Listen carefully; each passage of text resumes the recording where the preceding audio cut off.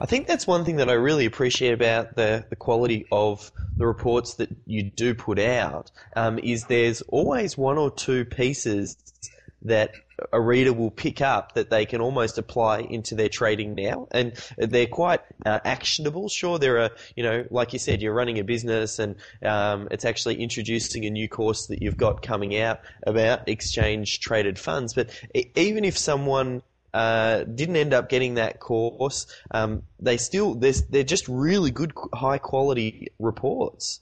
Yeah, they are. We get a lot of feedback on that, and we always try to include, as you say, specific actionable items, information that they can take away from the report, and people really appreciate it.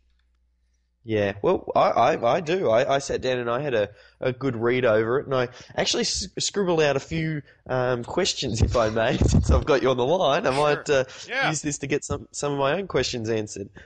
Um, with the course that you've got coming out, obviously it's introducing an instrument that a lot of people aren't familiar with. I know personally I haven't traded them, so I'm interested to find out. You cover it in the report, but perhaps you can again just summarize just a little bit more about what exchange traded funds are. Sure. Exchange traded funds, really, first and foremost, trade like stocks. That's one of the great things about them. So during normal market hours, you can trade an exchange traded fund. It has an open, high, low, and close, just like a stock does. And being funds, they could be sector related, like healthcare, real estate, financial, whatever. They could be index related, stock market index related. They could be a bond. It might be a bond fund. It could be a country fund. It could be commodity related. Could be currency related. So, regardless of the excuse me, the type of a market you'd be interested in, there's probably an ETF uh, uh, constructed to trade that market. And so it's a Mm, collection of stocks or bonds or other investment vehicles that give you the opportunity to trade in that area or that arena in a diversified manner. And so you're not taking on the risk of any one stock or bond when you do that.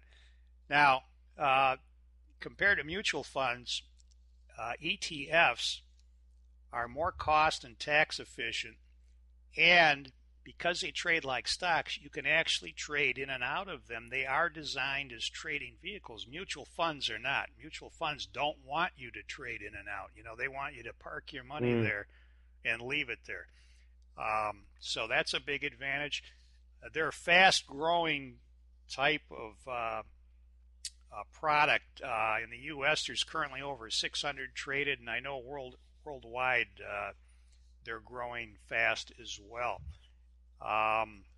Here's another interesting characteristic. There are ETFs that hold only short positions. It's so that when the positions of their stocks go down, the value of the ETF, of course, goes up.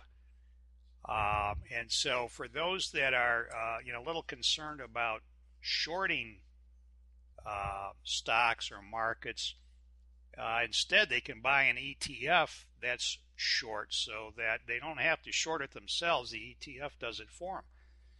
Interesting. Yeah. Now, not all ETFs are suitable for trading. There are a lot of them that are thinly traded, where there's just not enough liquidity. They'll chop around. Others are extremely volatile. And again, I don't like to trade that stuff. I only look for ETFs or markets in general, as I said before, that are trading in more of a deliberate fashion where I can feel more confident about the risk that I'm taking when I enter a trade. And so we pay a lot of attention to selecting only those what I call tradable ETFs. Now, you do have transaction costs like you would with any stock, where you've got brokerage commissions, but you don't have the big load and administrative cost that you do with mutual funds. And what else can I say about them? They're just growing fast. If you plot on a timeline, the dollar volume traded in ETFs since the early 90s when they were initiated, it's a parabolic curve.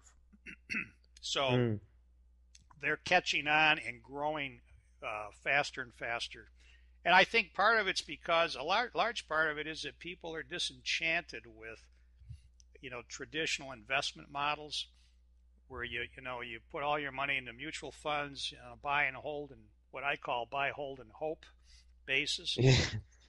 And then when the market heads south, you just sit there and wait for it to do damage to your portfolio, and that's not a good way to trade. Agreed. I suppose, because the ETFs, I think by the sounds of things, is it similar to trading an index to a certain extent, or are they broken up into even more different types of sectors? I suppose to a certain extent, when I thought indexes, I was thinking more so when you were talking about, they might trade a basket of stocks in a particular industry, but it sounds like it's even more flexible than that, because then you've also got exchange traded funds that are going to trade on the short side as well. Yeah, correct. It could be any of those. It could be a basket of stocks on the long side. It could be a basket of gold stocks.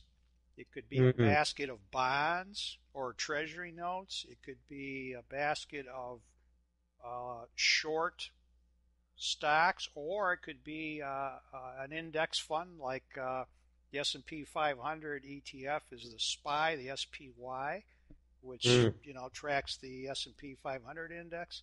It could be the Brazil fund, or the South Korea fund, or the China fund, which is country, of course, country related.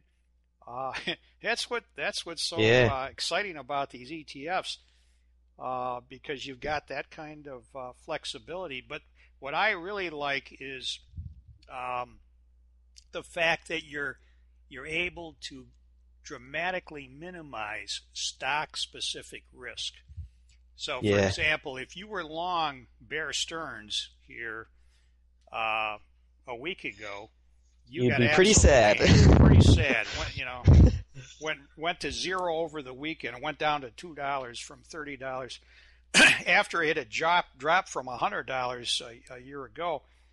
But instead of owning Bear Stearns, if you owned a financial related ETF, it too would have gone down, because if it owned Bear Stearns, as a fund, it would have got hurt. But it might have gone down 5%, not 90%. That's a big deal.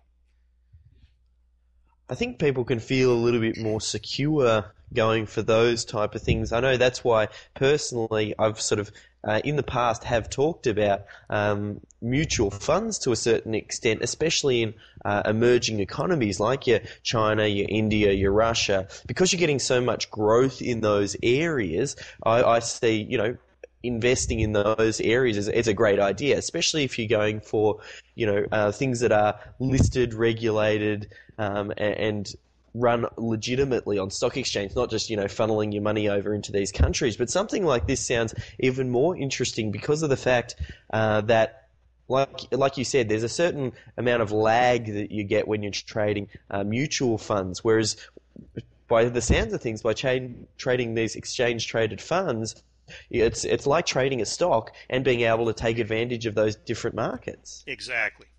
You summarized it very well. Yeah.